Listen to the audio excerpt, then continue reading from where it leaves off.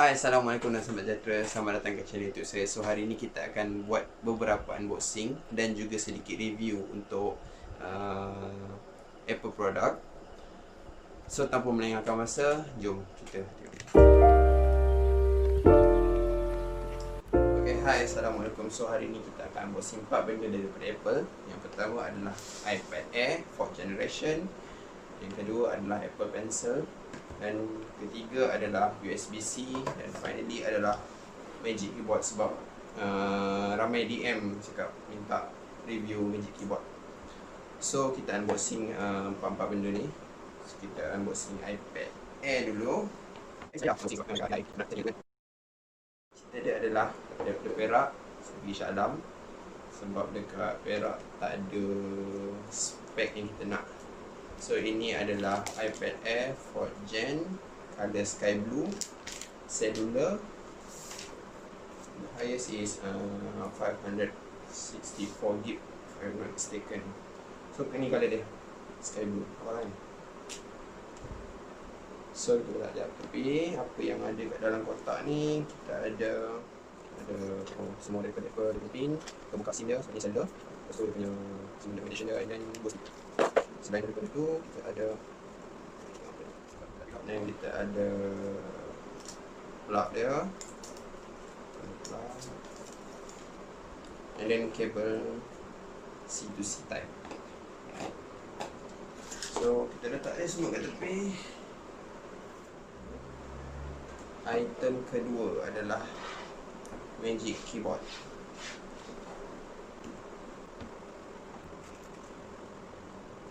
Item kedua adalah Magic Keyboard. So kita nak unboxing Magic Keyboard. Oh, baru perasan ada yang tarik ni. Okay, kita langsung pula kotak dia. So jadi Magic Keyboard dia tebal, berat sikit, lebih kurang berat dengan iPad Air. Yes. So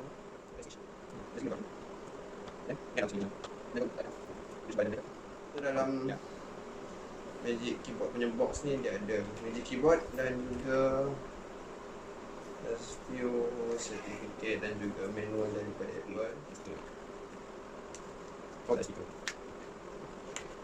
And then macam ni lah untuk dia Magic Keyboard. Special Magic Keyboard ni adalah, contohnya kalau korang malas nak pakai pegang pakai tangan sebab nak record ke apa, so korang just letakkan Magic Keyboard and then letak kamera and so on. So kita boleh record just dengan macam ni, and then kita record lah macam biasa. Macam mana rasa dia? Magic Keyboard quite premium, and surprisingly tak payah nak connect apa-apa, letak and then dia terus connect. Okay, kita letak tepi dulu benda ni. Kita unboxing dia punya Apple Pencil. So just buka sini, dah belajar persiapan kan, tadi tak tahu. Kita buka sini, tarik je. So pencil ni sebab bila beli dia ada combo dia, dapat 40% lah untuk offer untuk Apple Pencil. So ni macam biasa dia punya ni pencil dia. Berat ke? Berat tak. Ringan tak. It's quite comfortable sebenarnya. Pakai dia macam pensel kayu. Ya. Macam korang pegang pensel ingat tak pensel stabilo yang warna kuning, yang ada triangle, bentuk triangle tu. Sama. Dia feeling and then potong dekat. So bila korang connect je, itu kan tulis tu Apple Pencil connected. Tak perlu buat over, just macam tu je lah. Okay, so macam mana rasa guna Apple Pencil ni kan? Smooth macam korang pakai pencil biasa.